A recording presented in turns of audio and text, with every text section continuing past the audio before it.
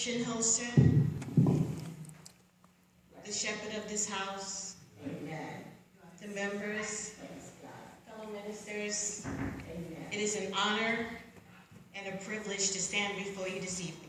Amen.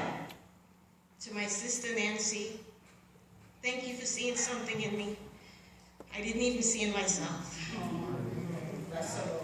My prayer this evening is that the words of my mouth and the meditation of my heart be acceptable in thy sight, O Lord, my strength and my Redeemer. Lead me to say only what you want me to say. Amen. This evening I will be speaking from Proverbs 31, the virtuous woman, 10 to 31. But first I want to share with you the sequence of events that transpired and as a result landed me here speaking with you this evening.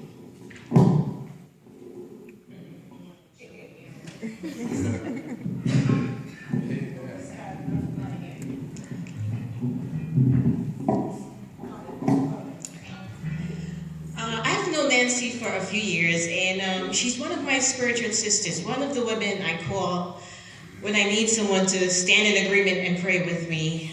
We bounce ideas off of each other. And one day at lunch, I thought she was sharing what was going on her church because she wanted to invite me. Instead, she concluded by saying, will you be one of the women to speak? Immediately, fear and doubt grabbed a hold of me. And the only thing I could think to say was, let's pray about it.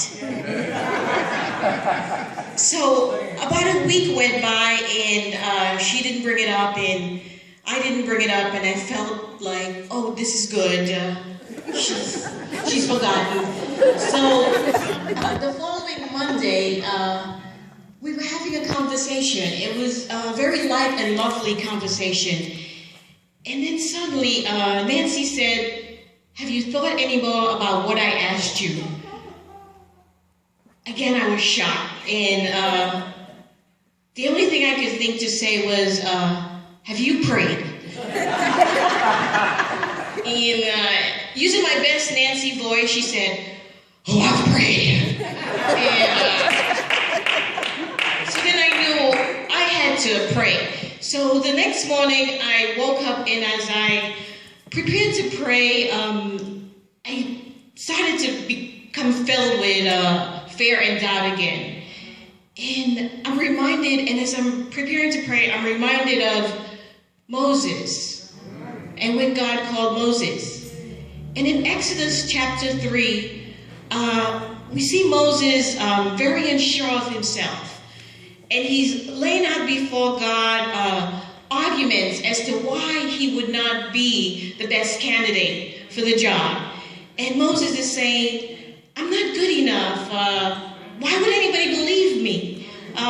They might even talk about me bad. And in Exodus 4:2, God says to Moses, what is in your hands? And we know the rest of it. Moses says it's the staff. God says throw it down. He picks it up. But the thing that resonates with me in Exodus 4:2 is two things. One, God never asks us a question He doesn't already have the answer to. And the second thing is, Moses already had in his hands the tools, the resources to perform the task that God had called him to. Then in my spirit, I heard God say, Wendy, what is in your hands? Come on. Before I answer, I have to tell you, about 5 years ago in 2009, and I'm so sure it was 2009 because I was in a period of spiritual pain, dealing with grief and loss of a life I had known, and but for grace and mercy. And at that time, during my time of prayer, I decided to read a proverb every day. There's 31 chapters in the book of Proverbs. And I would read the first one the first day, the sixth on the sixth day, and so on. And after a year of reading the same word day after day, month after month, I started to get revelation, what God was saying to me in the Word. And I started to make notes in my Bible. Like a mad scientist, I was just writing notes down. So when God said, what is in your hands? I was getting ready to pray, and I knew I was holding my Bible. I opened it, and I turned to Proverbs 31. And at the end of it was 10 characteristics, bullet points I had written down some 3 to 4 years ago. In my spirit, I heard God say, I have already told you what to say. Wow. You see, sometimes God does not choose the qualified, but he always qualifies the one he chooses.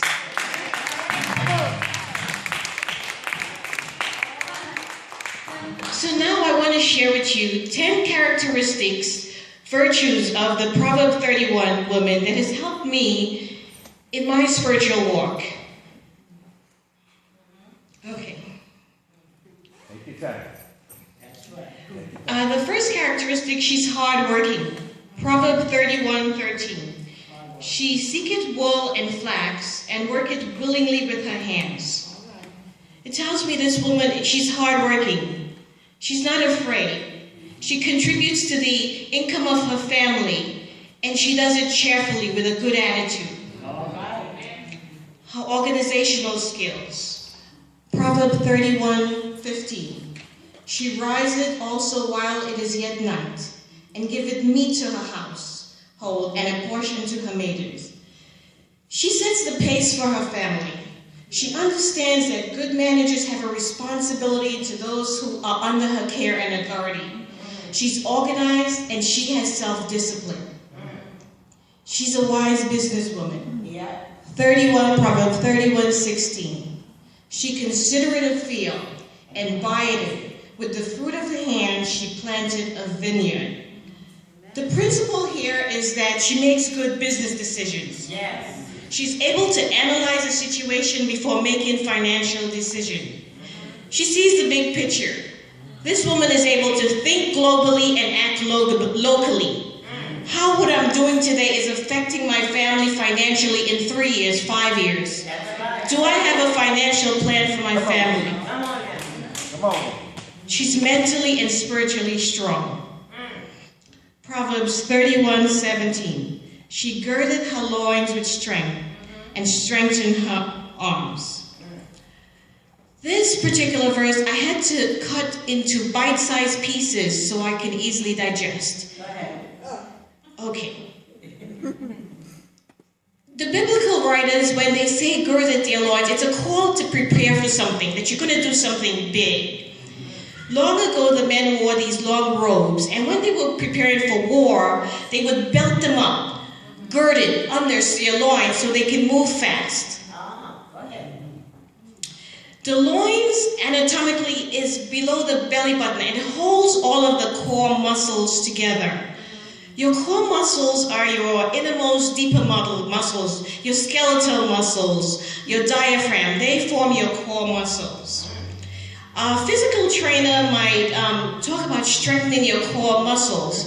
And the theory is that the stronger your core muscles are, the less chance you have to incur injury.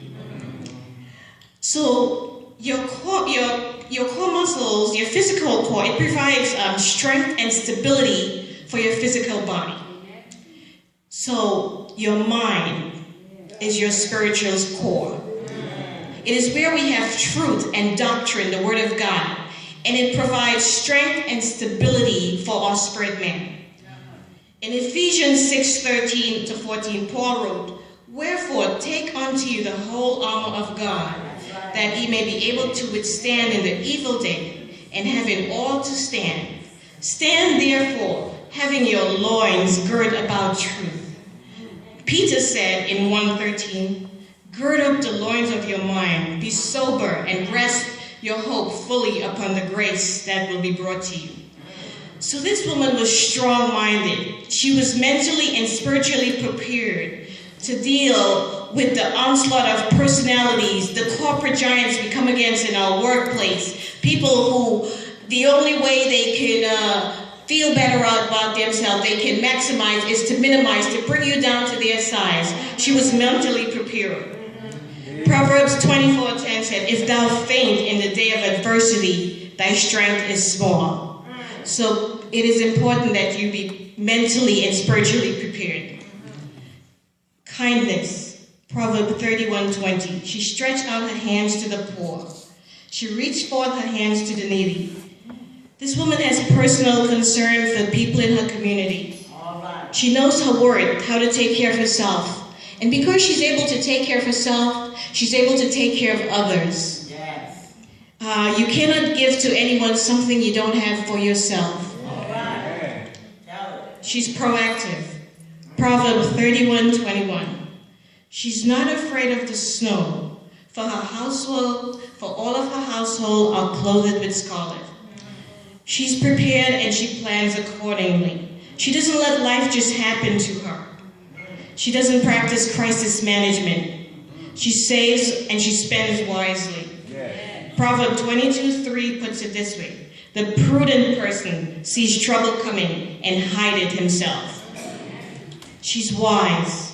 Proverbs 31:26. She opened her mouth with wisdom, and her tongue is the law of kindness. Yes. This woman thinks before she speaks. She's not gossipy. She encourages others to reach their full potential. She speaks with wisdom into the lives of her children and the people around her. She's wise to the ways of the world, but she lives by the wisdom of God. She nurtures her children. Proverbs 31:27. She looketh well to the ways of her household, and eateth not the bread of idleness. She's aware of what's going on in her home. She has her finger on the pulse of her family. She's aware of who has the ear and eye gates of her children. Who has your ear has influence. What are you letting into homes through social media, the internet? There's a lot of information. Not all of the information is good. She's aware. She's respected. Proverbs 31:28. Her children arise and call her blessed. Her husband also, and he praise her. That's right. Her children can respect her because she leads by example. All right. The way she treats people, her work ethic, and the way she manages her finances. When raising children, more is caught than can be taught.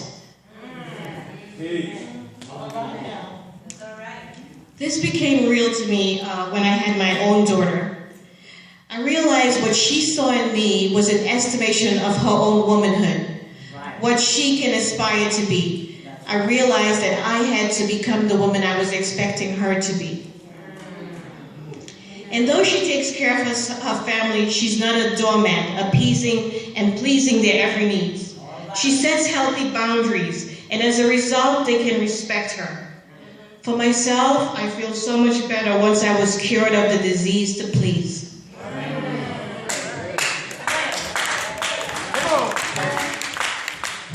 She has respect for God. And this really ties it all together. Proverbs 31:30. Favor is deceitful, and beauty is vain. But a woman that feareth the Lord shall be praised. This verb tells us how she's able to accomplish her task. It is because of her fear, her healthy respect for God. Philippians 4:13 says, I can do all things through Christ who strengthens me. And Daniel 11:32 says, it is the people that know the Lord shall be strong and do exploits. She recognizes her need for God. The key to becoming all that she can be is because of a relationship with God. In conclusion, I want to say, the book of Proverbs is a book of wisdom. It tells us how to navigate the day-to-day of life, how to develop our interpersonal skills, how to be in business, the way to walk right. And the author, the biblical writer, at the very beginning, he tells us the way you do this is you start with God. Proverbs 1:7 says, the fear of God is the beginning of knowledge, but fools despise the wisdom and instruction. And at the end of the proverb, is a description of a woman who does exactly that. She fears God, and as a result of godly wisdom, she's able to take care of her family. She's able to affect change in her community and help the less fortunate around her. And in some situations, she's even able to change the course of history. As we saw in Esther, she was able to save the Jewish people from annihilation. Because of her courage, she stood up and she feared God.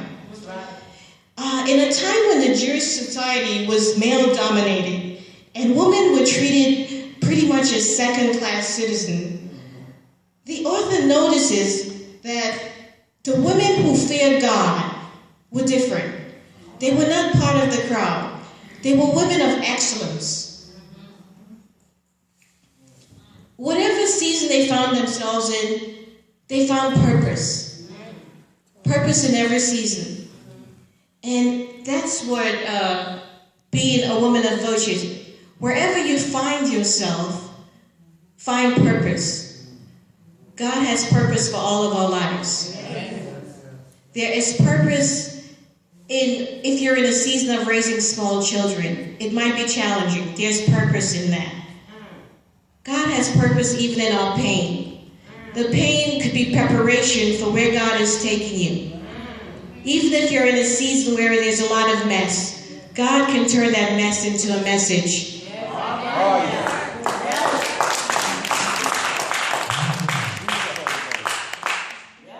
So my message is, women of virtue, just keep God ahead of you, and everything else is possible.